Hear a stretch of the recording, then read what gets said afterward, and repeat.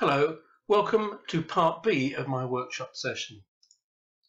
In part A, we talked about who am I, was I an alcoholic, did I want to stop drinking, and why did I quit alcohol? This time, I'm going to talk briefly about why I wrote my books, and then I'm going to talk about life after alcohol.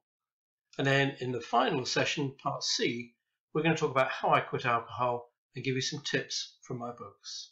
I hope you enjoy it. So why did I write my books? And then we'll talk a bit more about how I gave up and what life's like after alcohol. Well, I wrote my books. First of all, I wrote my memoirs. I had all this time on my hands all of a sudden because I wasn't drinking. And I needed something to take well, not my mind up, but just fill my days, something I was interested in. And I filled my day with writing stories about my life. I wrote a lot of stories about drinking experiences, because that would be most of my life. But they were fun, amusing experiences, and it was actually very good for me to write those down. So I wrote those down, and I eventually put them together in a book, this book here called The 752 to London Bridge, and I self-published that, and I joined a group called Chindi Authors. There's a couple of their members here tonight, and it was actually Dan who said to me, having read my book, he said, "You don't drink?" I said, "No." He said, "But this book is full of you getting absolutely wrecked. I mean, there's stories of me riding on the backs of trains and things like that through the Merstham Tunnel with my brother in our suits and everything else, hanging out screaming because it was Christmas Eve. And if we'd have dropped, we'd have been ripped to shreds. We were doing 90 miles an hour in the train." Stories like that, which I thought were amusing and everything else, is how can you write stories like that and yet not drink? So I told him my tale, and he suggested I write a book about it. So that became the book, I Don't Drink. So it was my tale as to how I got to the stage, how I gave up, what life was like after that. And then when people in the city started finding out that I didn't drink, because I said I still go to wine bars every day, and people said, "But Junior, you're not drinking." And when they got very comfortable with that and happy with that, people wanted to follow what I was doing. And a lot of my friends have actually now given up as well, but a lot of them weren't sure. I know I should give up drink, I'm just not quite sure if I can. So I wrote my second book, which came out last Christmas, called One Less for the Road, which is aimed at people who need to give up drink but can't quite get there. And that talks about the benefits after you give up drink. It allows you to compare your life now with what your life would be, and so that you very quickly realise, hang on, there's a whole new life out there that I can't possibly contemplate, because you can't until you give up drink. And I'll come on and talk about that. So what did I find life was like after I'd given up? What were these big benefits that I perceived? Well, the obvious benefits. My health improved. I lost 2 stone. My blood pressure and cholesterol went away. I came off the tablets. And my type 2 diabetes was resolved. Now, that the medical profession would tell you can't get rid of type 2 diabetes, mine is officially logged as having been resolved. I no longer have it. So I've now been cured. So that all went. My gout's never come back. My skin, my eyes, hair, taste, nails, all these sort of things have improved. So huge amount of health. But well-being, fitness and general health have actually been revolutionised. So I feel at least 10, 15 years younger than I did. And I now do kayaking and all those sort of wonderful things. My life expectancy has improved to the point where I want to now outlive my neighbour who's 94. So that's a huge improvement on 57. These are obvious benefits, things that naturally you think before you give up drinking, you think, well, I know my health's going to improve, but wow, didn't it just? Financial things. At a very conservative estimate, I was spending £10 a day on drink. Now that's the price of 3 bottles of really, really cheap wine. So that's a very conservative estimate. Well, so far on that basis, I've saved £12,000, which is a huge amount of money. Now, I'm not a rich man, so trying to find that, how I ever found that sort of money, I really don't know. But that's just in 3 years. Realistically, it's more like about £60,000, because a bottle of the wine in the city that we would drink is at 30 quid, a bottle. So you're getting on for £100 a day in expenses. Phenomenal amount of money was being spent on booze, which I no longer have to find. But what about the unperceived benefits? Well, the first thing I noticed was this thing I put down as freedom. That man I'd been talking to when I got up every morning and laid in bed, that person was going, "How much wine have you got in the fridge? What are you doing today? When is your drink going to come from?" It wasn't here anymore. And I actually said to my wife after about 2 or 3 weeks of giving up alcohol, I said, "There's something I'm really missing. I can't figure out what it is." and it was that noise in my head had gone completely. It just wasn't there. There was no one nagging, have a drink.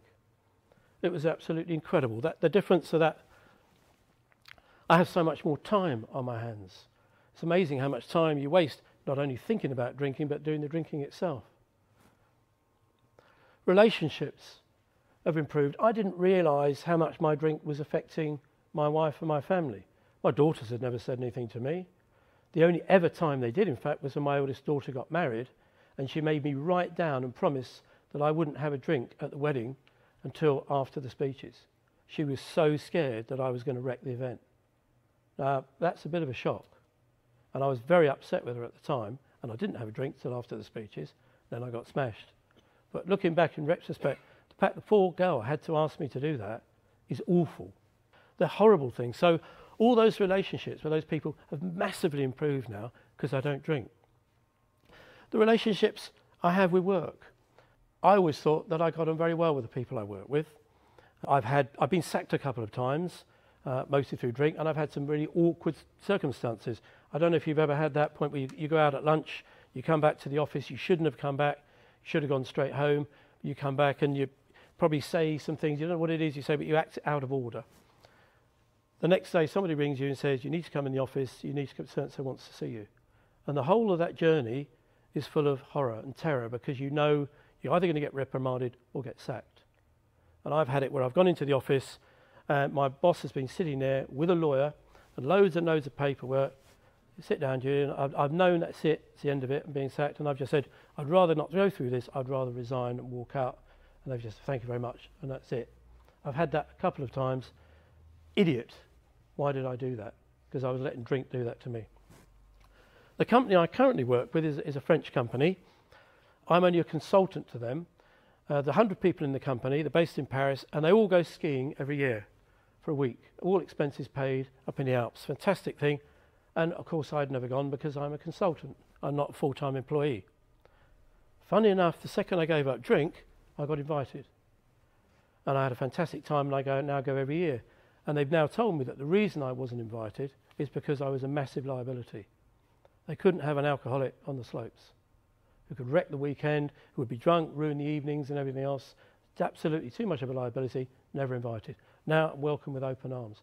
Huge change in relationship with work. I would never have perceived that happening to me when I was drinking.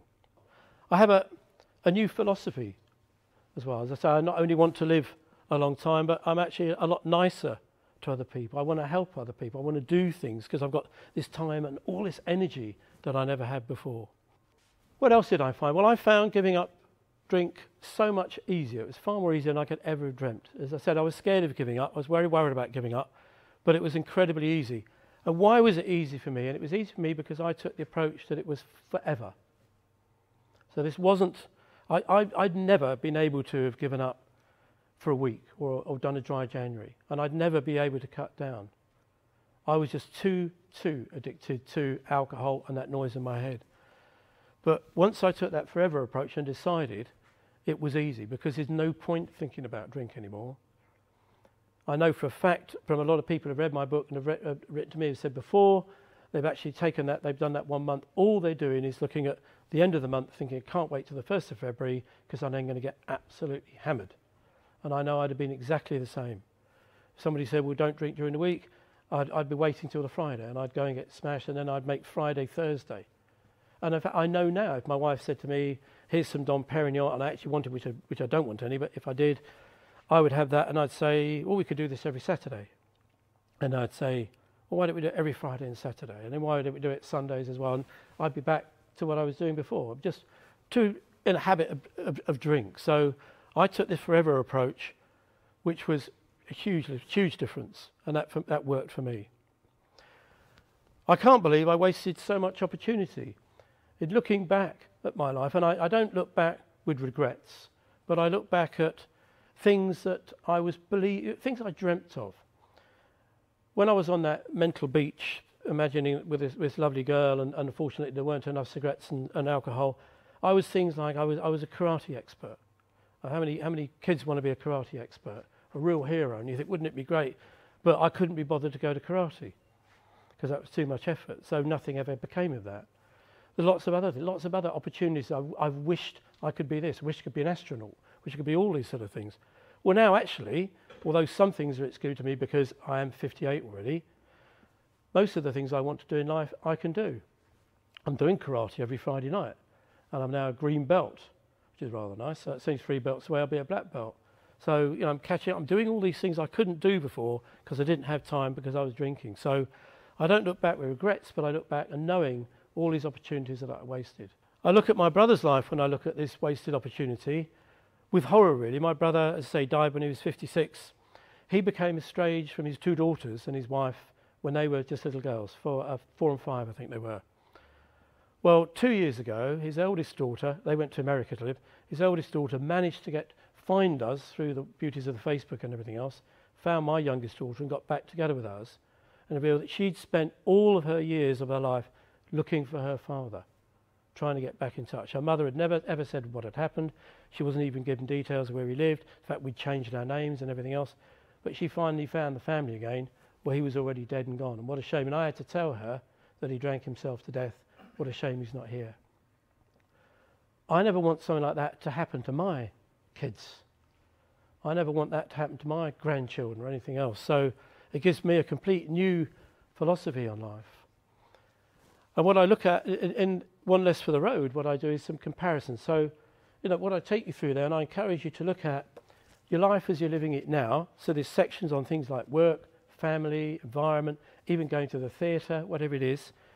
What happens to you now? How much you enjoy those things? What is it that drink might be affecting those things? And how could it be without drink, based on my experiences of that? And that hopefully teases out a whole list of things where you think, what am I doing? Why am I missing these opportunities? Why am I wasting? Why am I giving myself so much stress? Even say things like going to the theatre. I mean, how many of you order drinks for the half time? I would order a glass of wine for the half time and then spend the whole first half of the theatre worrying about that one glass of wine, thinking it's not going to be enough. So I should have ordered 2, but then that's going to make me look like a real alky when I stand there with 2 glasses. Or what if someone's nicked it? And I wouldn't enjoy the first half of it. And then it would be the interval, and I go over and there's a glass of wine, it's warm, it's a shame. So I'd knock that back, and then whoever I was with would lose me because I'd be at the bar queuing up to get that other one that I wanted, and all this sort of stuff. And that was, I'd probably be pissed before we even got to the theatre in the first place anyway. But drink was ruining all this nightmare stuff. I now, with some of that money, I said I do a lot of long-haul flights. I love travelling. I go to India. I've just come back from Vietnam, places like 14 hours on a plane. Well, I'd never been able to cope with that before, the thought of doing that without drink. Because the very first thing I had to do when I got on the plane was drink. And I used to love it, these little bottles of wine, about half the size of that. And the lady would come round, I'd say, oh, can I have 2 of those, please? And can my wife have 2? And she doesn't drink, so that'd give me 4, that'd be brilliant. So that's an hour, that's a bottle of wine, so 13 hours to go. How much can I drink and still be coherent? So and all that night, on the plane with Vietnamese Air, they don't give any drink on Air Vietnam. You can have half a glass of wine at most. Well, I'd have been climbing the wall. I might have been a smoker or something like that. I mean, it would have been awful. It would have been terrible for me. I don't have any of those worries at all. I don't anywhere do that looking for we've been on the plane half an hour and the lady hasn't still got to me yet with a trolley. There's none of that sort of stuff. I get on, I have a glass of water, sit back, enjoy whatever they're showing, whatever it is, reading a book, and I arrive fresh as a daisy. Very first thing we do is go and do stuff when we get there, not recover from the flight. Massive revolution in life because we're not doing all that.